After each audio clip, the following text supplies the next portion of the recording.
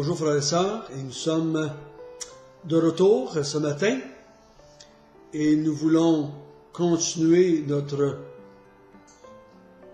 méditation sur l'évangile de Jean afin de bien saisir qui est cet homme, ce personnage de Jésus qui a déclaré qu'il était le Christ, le Fils de Dieu.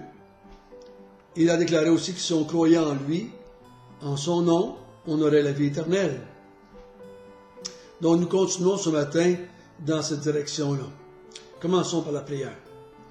Notre Père du ciel, merci que tu nous as choisis, merci que tu nous as instruits sur la personne de ton Fils Jésus. Nous sommes conscients que c'est seulement que par ton esprit que nous pouvons comprendre ces choses, que nous pouvons les assimiler. C'est lui qui illumine nos cœurs. Donc, par ce même esprit que tu nous as donné le jour de notre salut, nous te demandons que tu puisses nous aider à approfondir ce que nous savons sur la personne de Jésus. Et aujourd'hui, nous allons regarder sur ce deuxième consolateur. Jésus étant le premier, il a envoyé un deuxième. Et quel est son rôle à ce deuxième consolateur? Conduis-nous par le nom de ton Fils. Amen. Jusqu'à date, nous avons vu hier qu'était le rôle du consolateur. On se souvient que nous sommes dans la dernière nuit avant la venue de la mort de Jésus. Cette nuit qui va être une nuit riche en instructions. Au chapitre 13, 14, 15, il les instruit. Il leur dit qu'il part, qu'il s'en va, mais qu'il va revenir. Il leur dit qu'il ne laisse pas orphelin, mais qu'il va leur donner un nouveau consolateur, un autre consolateur, un comme lui, de la même nature que lui, et que ce consolateur-là va avoir une œuvre importante, cruciale, unique dans leur vie.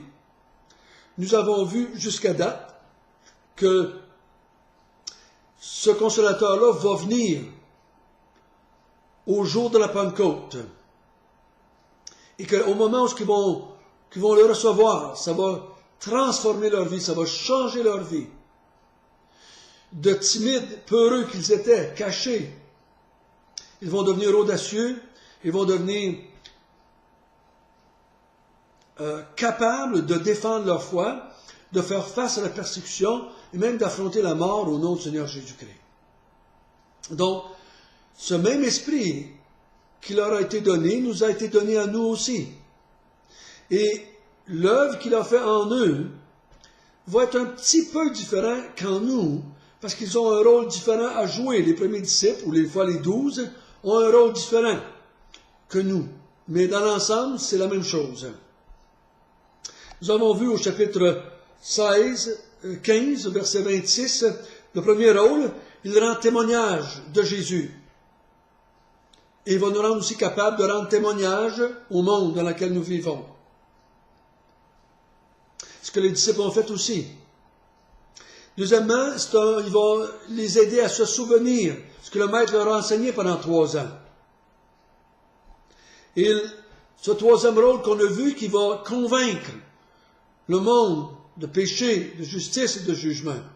Il nous a convaincus, nous, de péché, de justice et de jugement, afin qu'on puisse se convertir. Il annonce les choses à venir. C'est ce que nous allons commencer aujourd'hui. Il va annoncer les choses à venir. Regardons ça ensemble à partir du verset 12 jusqu'au verset 15.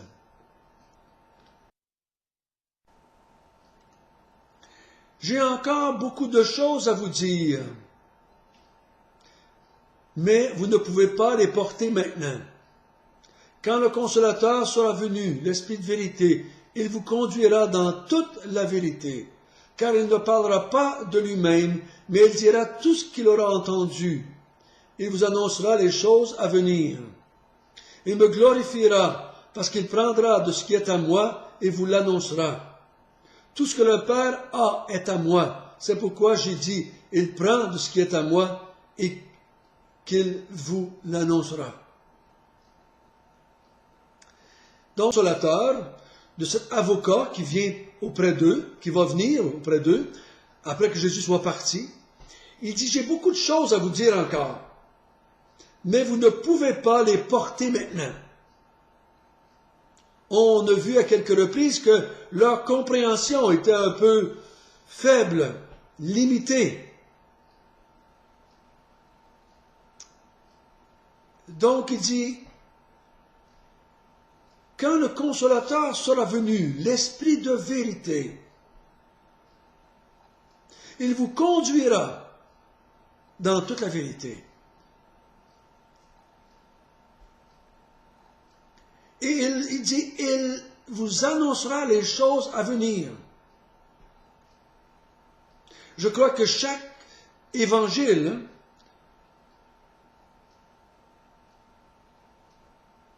a annoncé ce que Jésus leur avait déjà dit.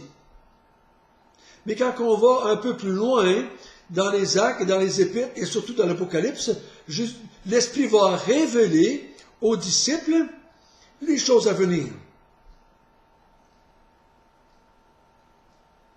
Et ça, c'est particulier aux premiers disciples. Nous autres, il va nous aider à comprendre les choses à venir, à les croire, à les accepter dans notre vie. Et là, il dit quelque chose qui met Jésus dans une position divine. Il dit, il me glorifiera. Jamais dans la Bible, on voit Dieu glorifier quelqu'un d'autre que lui-même. Et ici, il dit, l'Esprit de vérité, l'Esprit de Dieu va me glorifier moi. Parce qu'il ne parlera pas de lui, cet Esprit-là. Il va parler de moi. Il va vous annoncer les choses que je vais lui avoir dites, qu'il va avoir entendues de ma part. Il dit, et là au verset 15, il dit, tout ce que le Père a est à moi. C'est pour ça que je vous ai dit qu'il vous annoncera les choses qui sont à moi. Donc l'Esprit va annoncer des choses qui m'appartiennent pour l'avenir. Les choses qui me concernent, les choses que je vais faire dans l'avenir. Parce qu'ils sont à moi, ces choses-là. Et là, il dit quelque chose qui le met égal à Dieu. Tout ce qui est à Dieu est à moi.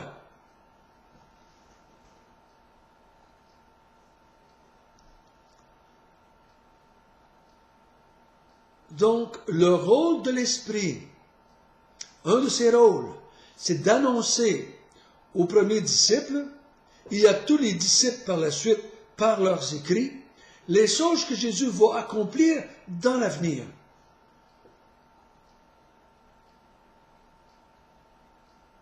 C'est pour ça qu'on voit que c'est Jésus qui s'adresse à Jean dans l'Apocalypse. Il lui annonce les choses à venir. Et Jean les annonce à l'Église. Mais l'Esprit Saint va les rendre capables, eux et nous, de croire et d'accepter et même de désirer ce qui s'en vient. Mais remarquez bien, ce sont ces choses à lui qu'il dit. Ces choses-là m'appartiennent, c'est à moi et à mon Père aussi. Et l'Esprit Saint va vous les annoncer. Donc si l'Esprit Saint, le Consolateur, ne vient pas, vous ne saurez pas ces choses-là. Donc j'ai besoin de m'en aller et l'Esprit Saint va venir et va vous conduire dans toute la vérité que vous avez besoin de savoir. Par rapport aux choses qui le concernent vers l'avenir. Ça, c'est un autre rôle du Saint-Esprit, de conduire dans toute la vérité. Personne ne comprend les Écritures à cause qu'il y a un quotient intellectuel plus grand que les autres. Ça veut dire qu'on n'utilise pas notre quotient intellectuel. On l'utilise. Mais ce n'est pas le quotient intellectuel qui nous fait comprendre les Écritures. C'est l'Esprit Saint qui nous fait comprendre les Écritures.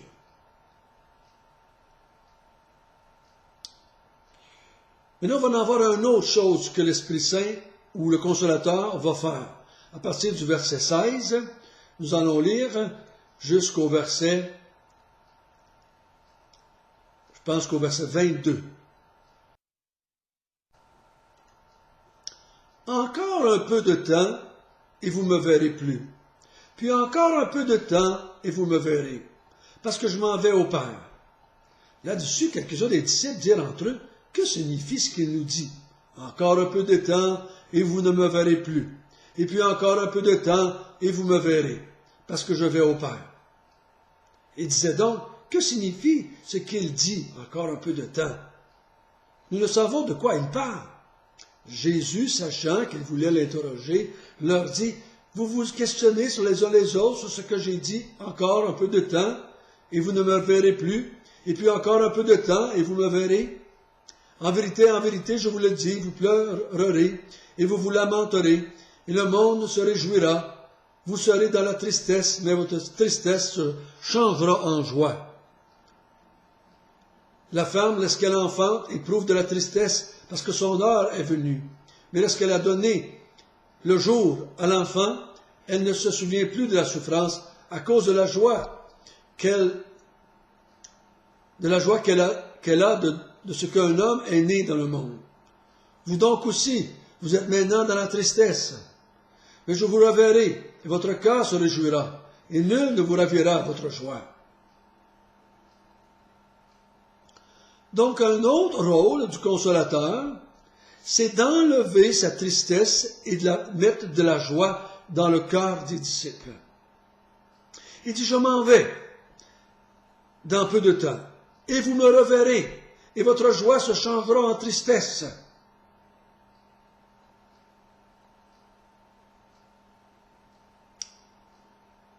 De quel jour parle-t-il? On croit qu'il parle de son départ, imminent par sa mort, et qui va revenir. Parle-t-il de sa résurrection, de ces 40 jours qu'il va passer avec lui? Peut-être. Mais je crois que plutôt qu'il fait croire qu'il parle du jour, dans le chapitre 14, 15, 16, il fait plutôt allusion à ce retour dans l'esprit, ou en esprit. Juste le verset 23, il va dire, en ce jour-là, vous ne m'interrogerez plus sur rien. Donc je crois qu'il parle toujours de ce jour, non pas des apparitions, malgré que les apparitions vont causer de la joie aux disciples, mais c'est pas de cette joie qu'il parle. Là, ils ont une joie de revoir leur maître, mais ils ne comprennent pas encore tout ce qui se passe. Ils ne saisissent pas tout, ils ne font pas le lien dans tout ce que Jésus a dit et fait. Mais en ce jour-là, qui va revenir en esprit, dans leur cœur, à chacun d'eux, leur tristesse va se changer en joie. Et ce thème de la joie va se refléter dans tous les actes, dans toutes les épîtres, et même dans l'Apocalypse. Cette joie que le croyant a maintenant, cette joie qui vient de la compréhension de qui est le Fils de Dieu et quel était son rôle et quelle part nous maintenant nous avons dans tout cela. Il ne parle pas de la joie que cause la santé. Il ne parle pas de la joie que cause un salaire. Il ne parle pas de la joie de trouver un conjoint et d'avoir des enfants. C'est pas de ça qu'il parle ici. Parce que plusieurs d'entre nous, parmi le monde, n'ont pas cette joie-là, même s'ils sont chrétiens. Il y a des gens qui se sont convertis, qui sont devenus chrétiens, et tout de suite, c'était la souffrance, c'était l'emprisonnement et c'était la mort. Mais pourtant, ils ont connu cette joie-là dont il parle ici. Ils l'ont connue parce que c'est la venue du Saint-Esprit. Quand l'Esprit rentre dans le cœur de quelqu'un, il cause cette joie-là. La joie d'être en relation avec Dieu, la joie d'être en relation avec Christ, la joie d'avoir la vie éternelle, de devenir le temple de Dieu. La joie d'être un enfant de Dieu. Donc l'Esprit a cette capacité d'enlever la tristesse et de donner la joie.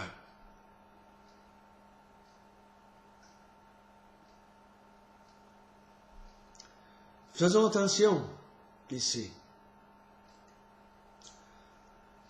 Beaucoup de gens, j'ai entendu leur témoignage, qu'avant de se convertir, ils étaient tristes. Puis après de se convertir, ils étaient dans la joie. Attention, là. Il faut faire attention. La tristesse ici des disciples n'est pas causée parce qu'ils étaient mal fichus, parce qu'ils étaient malades. La tristesse dont ils parlent n'est pas causée par la perte d'un emploi, ou ils sont infirmes, ou la vie va mal, ou ils ont été divorcés, les enfants les ont rejetés, ils ont été battus dans la drogue, dans la boisson. C'est pas de ça qu'on parle ici. La tristesse qu'ils sont accaparés avec, c'est la tristesse de voir Jésus partir. La tristesse dont il parle ici, c'est cette tristesse qui est causée par son départ, par le fait qu'ils ne comprennent pas que leur Messie s'en va et qu'ils ne peuvent pas aller avec lui et qu'ils ne le verront plus. C'est cette tristesse que l'Esprit enlève. Parce que tout d'un coup, le Messie, le Fils de Dieu, revient habiter dans le cœur. Et là, cette tristesse s'en va. Et là, on comprend qui il est, qu'est-ce qu'on va faire, et quel lien qu'il va avoir avec nous maintenant et avec le Père. C'est pour ça que vous pouvez avoir des chrétiens dépressifs avant, des chrétiens dépressifs après.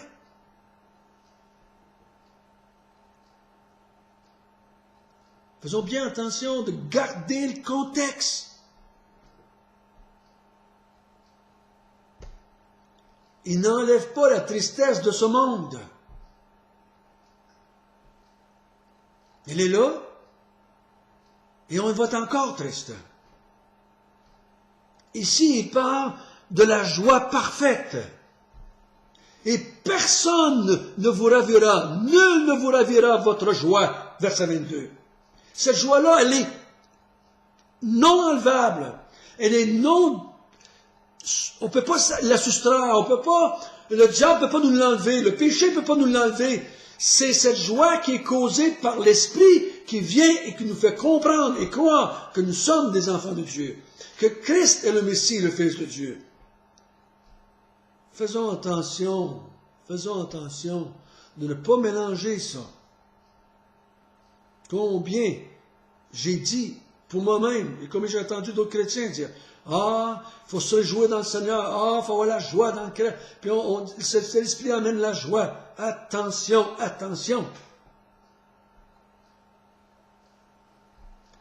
Les chrétiens ne sont pas des gens qui ont toujours le sourire aux lèvres parce que tout va bien, et que même si on a la jambe cassée, ils sont dans la joie pareil. Non. La joie dont on parle ici, c'est la joie causée par la venue du Saint-Esprit dans le cœur du croyant.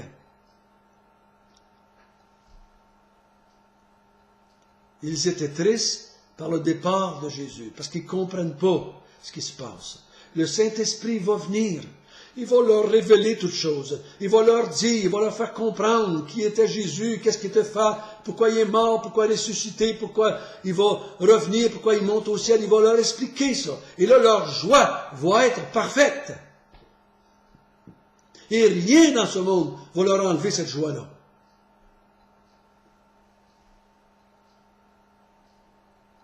J'espère que c'est plus clair pour vous maintenant. Bon, mais je pensais terminer. On ne va pas terminer. On va en avoir d'autres demain.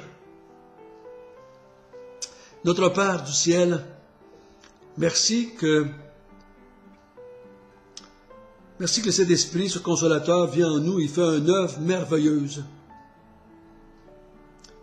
Et cette œuvre, elle est indissociable avec le fait qu'on a vu au chapitre 15 de demeurer en lui, de croire en lui. Croyez en Dieu, croyez en moi. Je vais vous envoyer le Consolateur. Demeurez en moi, je vais vous envoyer le Consolateur. Restez attachés à ce que je vous ai dit. Et là, cet Esprit vient, et cet Esprit agit en nous. Il fait des choses merveilleuses dans tous les croyants, sans exception.